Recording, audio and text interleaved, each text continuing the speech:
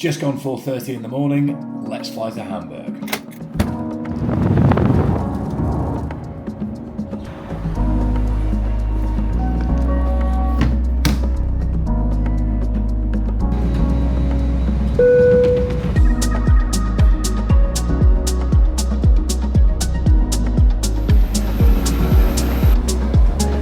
Okay, good morning and welcome to Hamburg. I'm here for a very exciting couple of days with ESN, whose headquarters are here in Hamburg. So today is fairly flexible. I've got 2 training sessions that you're coming along for the ride for. We're going to head for a swim in what I'm going to terribly pronounce as Holendijker Zee at about 1 p.m. Got Jacob flying over to film it in beautiful cinematic settings as well, rather than this on-the-fly job that I'm currently working to. And then I've got a watt bike session at ESN's gym tonight before a team dinner. Tomorrow is AM gym, and then full day at headquarters, project planning, meetings, tour of the facility, and another team dinner tomorrow night. And then I'm back to London first thing on Thursday morning. So an action-packed couple of days that you are coming along for. So first things first, I'm going to go and try and park myself at a coffee shop to get some work done and charge my phone. First thing to flag is that just looks like a much bigger version of the Scott Monument at Edinburgh, for reference and comparison here. Fascinating. Another thing that's fascinating is the fact that I have realised it has become a bit of a tradition for me, and in fact for you guys on the channel, that whenever I visit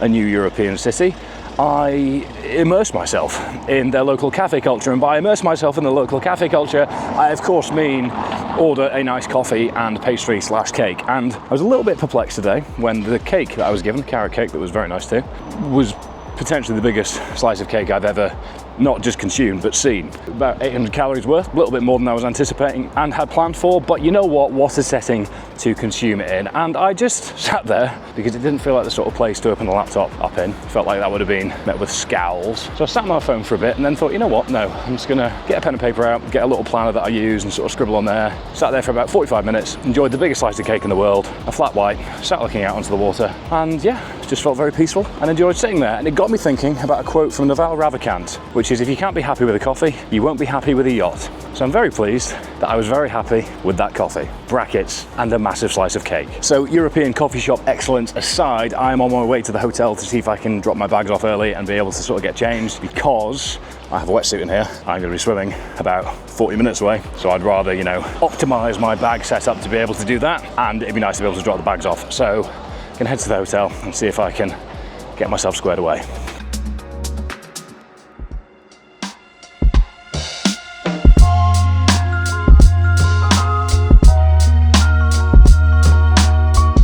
Willkommen to Holendijker Zee. Flew to Hamburg for a swim. Pretty much it, really, and I'm looking forward to it. This is a man-made, I believe, swimming facility that also has boats and lots of stand-up paddle boards. Brief today is 2 kilometers. Might do 2.5 if I'm having a really good time, given we've come all this way. Just trying to incrementally increase my continuous open water swimming session by 500 meters each week. I'm currently at 3,500 meters in a continuous session in the pool at the moment. It's interesting to see what the difference in pacing and sort of stability and feel is in terms of the drop-off and in terms of the efficiency in the open water versus the pool. I'm definitely not as good an open water swimmer currently as I have been in the past. Not that I've ever been particularly that good, but the main thing is I'm having a great time. I'm going to make sure not to forget this time to lubricate my neck.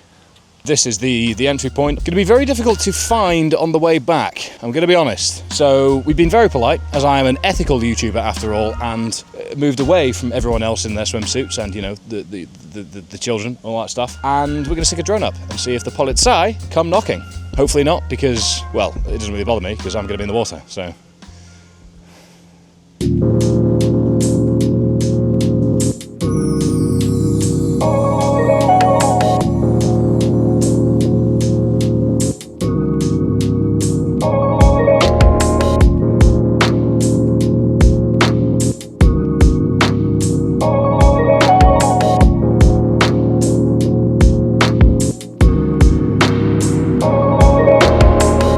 Focus on the bike, and I'm going to try and pop up from beneath it.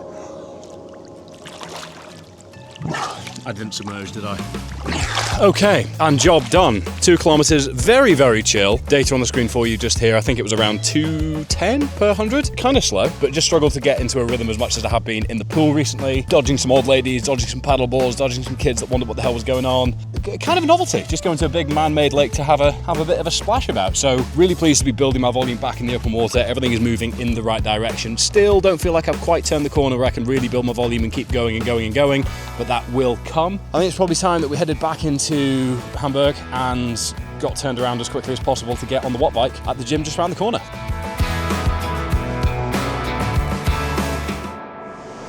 Alright, session number 2 of the day. I am sat next to Ben, who I have not seen for a while, and we haven't been able to connect Ergboard to Zwift or Watt Bikes workout, so we're just going to have a nice leisurely 60 minutes before dinner at 7. It is 5:41 right now, so actually might be a little bit tight, but what a cool setup this is. I'm sure we'll overlay some B-roll of the setup. This is actually a partnership with Prime Fitness, where ESN have essentially collaborated on this one here. So really, really cool setup. A lot of very exciting equipment. I've seen a Nautilus lap pull down from 25 years ago over there, so that's going to be getting used tomorrow morning. We're going to get on with this. We're going to have a bit of a chat.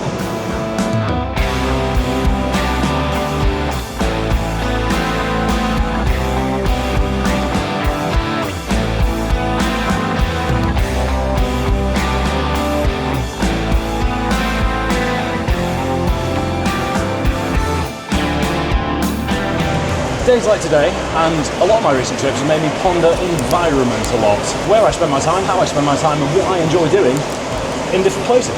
So it's something I think about a lot. We moved house last year because I felt like I'd fallen out of love with the environment I was in a little bit, become a bit too blurred between work and personal life, so made a big change there. But the man to my right has made an even bigger change. I moved to the other side of the world. Tell us about how the environmental shift has changed your perspective, what lessons you've learned, and what the key differences are for you. It's exactly the same as when you go into the pet store and it's like, the goldfish will only grow to the size of the bowl. I was limited by where I was, what I was doing, and the people that I was around. So when I moved to Oz and I was around different people, and I kind of had to reinvent my identity again, which is both a good and a bad thing, I think. It pushed me to do uncomfortable things. I didn't know as many people. I think a lot of people sit in that, what's the phenomenon called, where like there's a ceiling of where pain threshold is. A lot of people sit just beneath it, like it's not painful enough just to make the jump. And I think most people sit where the job or the relationship or the house they're living in is like bad or just shit enough not to make a change. That's why it's often worse for the pain to be a little bit worse to kick you over the line. And I think if you can be in that position and be more self-aware, a lot more people make the jump and change the environment. Nothing changes if nothing changes is the simplest but most effective phrase that I've ever heard. Aside from, if you can't be happy with the coffee, you can't be happy with the yacht. That's the thing I always try and keep front of mind, because with my own environment and the negative relationship with it in the past, there's been many examples where I've made myself pretty miserable because it's what's there, it's because it's convenient, it's because it's available to me, and I've made myself unhappy and worsened that relationship. So action, nothing changes if nothing changes. I've got a lot of evidence now of massive positive outcomes coming from big intimidating decisions when it comes to my environment and how I spend time within it. And I guess that even goes to what training environments I'm in. Am I in the pool? Am I running on concrete? Am I running in mountains? All these little things. It's something I ponder on a lot. So I think auditing your environment, asking, are you getting everything that you want from it? Are there things that you can change? Are there things that you should plan for in the future? Are valid questions to be asking. Like you were speaking about then about asking yourself questions, was where I asked myself, I was thinking, I want to try and be a high-level Hyrox athlete. And I thought to myself one day, these are things I need to do to get there, and I don't want to do them. So that things I needed to do didn't align with what the goal was. And I think some people have this goal of being like, I want to do this, I want to do the sub whatever. We need to think, this is what it takes to do it. Do you actually want to make the sacrifice to do it? Think about it now before you start wasting your time. Because I was like, fuck, I actually don't want to be a Hyrox athlete. So I stopped doing the training and started leaning into things, I actually enjoy it again. I screenshotted something earlier which we're going to finish on. I really liked it. The game's only going to get harder the longer you choose not to play. Okay, almost done, and I've just kept it an easy list pace, zone 2, 30 kilometers. I'm tired. I was late to bed last night. I was up early this morning. Travel, swim, intensity would have killed me off today. So easy 30 kilometers, just about done, and we're gonna have to have a pretty short turnaround to shower and make it to dinner on time. But it's very close by, so let's see if we make it.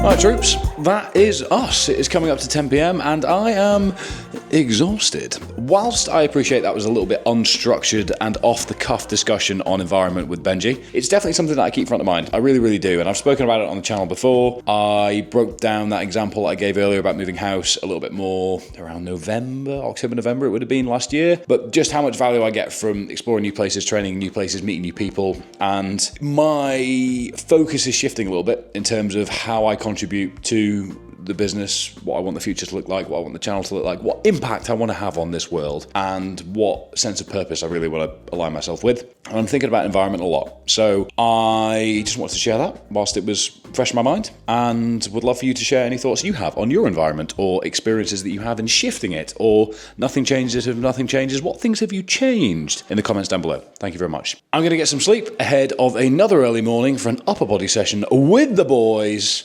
at ESN Gym.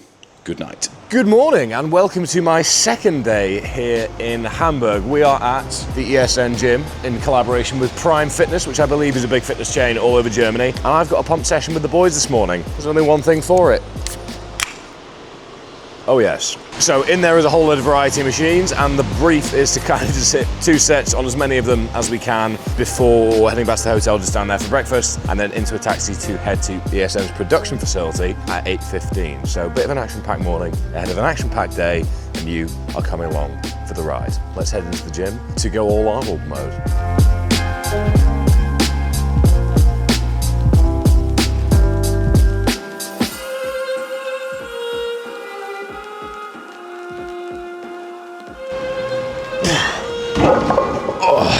Okay, for the sake of time, we're hammering some supersets. Basically just going push-pull, alternating the whole way through. We were going to do 2 sets on each machine, but we decided to be grown-ups and do 3 sets and actually build a bit of a structure. So, incline machine, and then onto this sick Pinata sort of pull-down row. Very expensive bit of kit this, but it feels phenomenal. So whenever you see a bit of kit like this, anything north of the Pinata, whilst a little bit overhyped and overpriced, generally speaking, they do make wonderful, wonderful machines.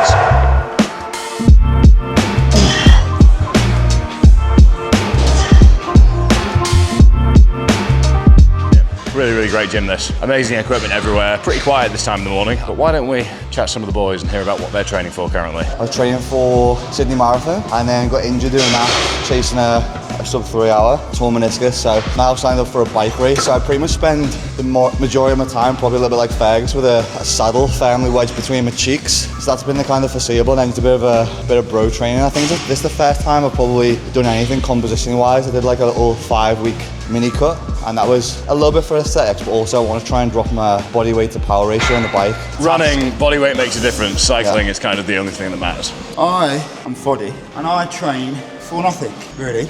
All right, but close the case.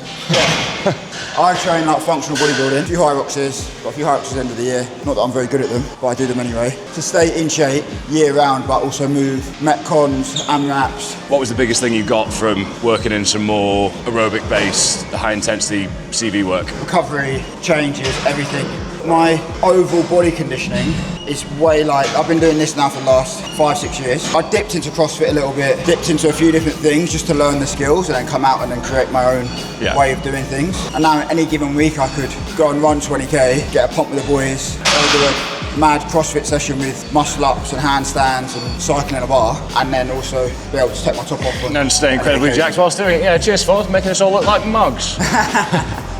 So this morning has turned into an absolutely textbook early 2000s magazine style workout. We've had a horizontal push, we've had a sort of 45-degree pull, we've had a horizontal pull and a fly movement. We're about to engage in a vertical pull and a vertical press. And from there, I can imagine, we haven't discussed it as a team yet, but I think the general consensus will be to just hammer our biceps and triceps from that point, which on this fine Wednesday morning, I'm absolutely fine with. I'll do some face pulls and some shoulder rehab as well. Might not have time to hit my hip rehab whilst I'm here, but I'm back here later on to sit on the watt bike, so I'll just do it then if needs be.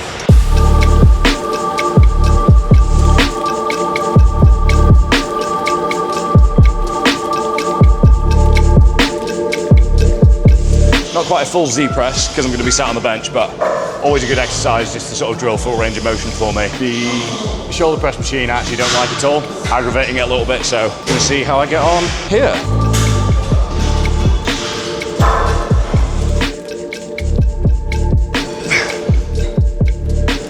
We're just just all here as a group conversing over the complexity and engineering of all of these machines, with a lot of nods and agreement, but also some criticisms, which is fascinating because last I checked, none of us were fucking engineers.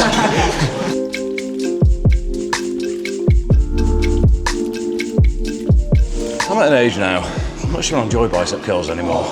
There was a period where it was all I did. Curls for the girls, beach muscles, all that stuff. Never really looked that beach muscly, whatever the hell that used to mean. But yeah, it just hurt. It just hurt, man. I'd much rather do a 400 metre max effort interval than set 15 on curls, especially with the cable because of the constant tension. I've grown up. I'm getting old. Shit. If anyone's ever seen or been to Gold's Gym in Venice, you'll know about the infamous big golden dumbbells that sit by the entrance. There's some here as well. And there's no better time to try and pick one up than at the end of an upper body session, so.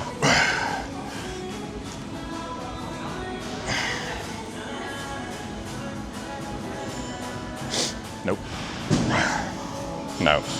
My grip's fucked. Obviously, if I, hadn't done a full upper body session beforehand, I would have done it for reps. Shower and breakfast.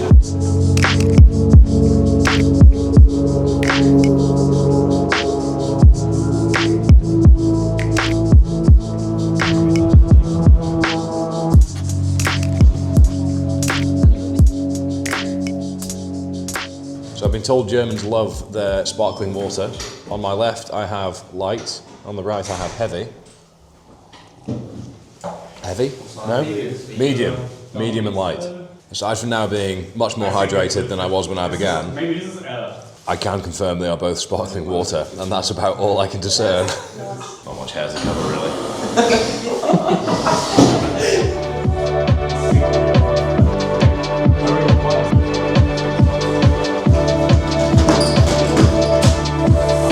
Anyone that's been to uni in the UK will know that the ideal situation for the top of a fridge at a UK university would be one of these. There was always one massive bag or tub of protein above the fridge. So this would be ideal, because this is like 50 kilos. We have indisputable evidence that the scoop is in fact put at the top during production rather than the bottom.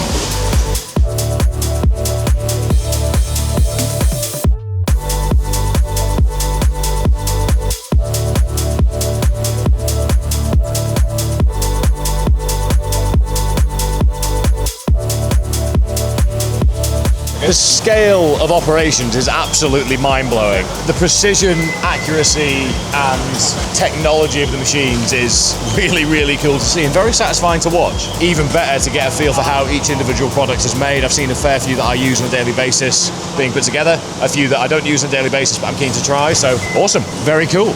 I've just been informed that this machine can produce 35,000 bars an hour. That is mental. One, unbelievable that that's the scale of demand, but two, the ability to actually operate like that is really quite mind-blowing. I mean, seeing it all from end to end is really, really cool, but knowing you've then got the distribution, you've then got the volume, you then get everything that goes with that is wild. 35,000 bars an hour.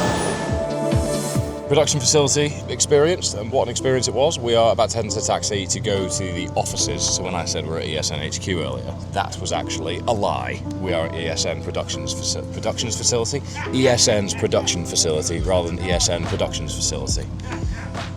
Anyway, to the HQ.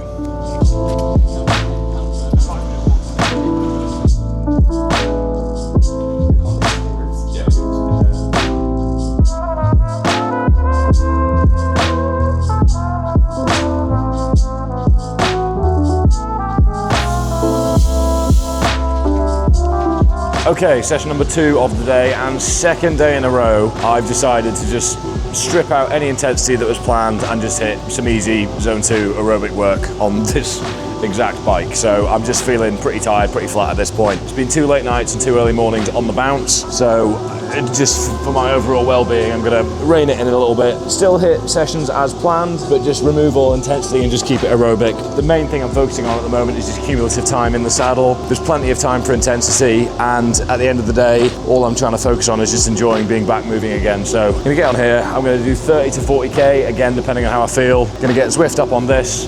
I'm gonna probably get a podcast in my ears, and I'm gonna crack on. So we will go from there, but that is effectively that. It's been a very exciting couple of days, but I am cooked, chat.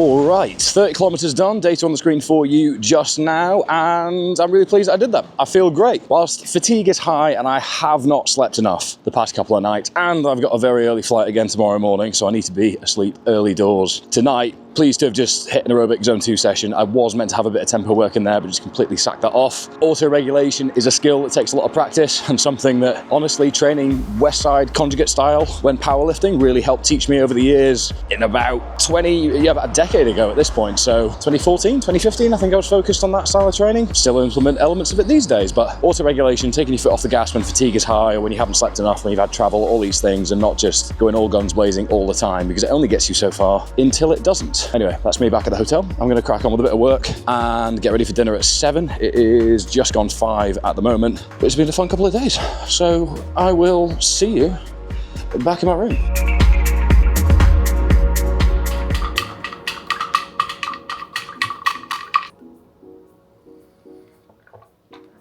I'm drinking my sleep supplement, which means it is time to sleep. Busy day, busy couple of days, in fact. I'm pretty worn out, not gonna lie. And I need to be up at 4 in the morning tomorrow, which is fantastic for no one, especially me in this case. I mean, it's not really affecting anyone else. Anyway, back to London tomorrow, board meeting, and then I'm gonna swim in the evening. And then big Friday, Saturday, Sunday actually, in terms of training. Exciting. Saturday's bike ride is a bit of an adventure, which I'm looking forward to. So that is that. Today's video complete. If you've enjoyed it, please do drop it a like down below. And whilst you're in the vicinity, please engage with the subscribe button and the bell next to it so you don't miss any future uploads. And if you want to share any comments whilst you're down there, that'd also be pretty cool. Cheers. Thank you very much for watching, and I will see you next time.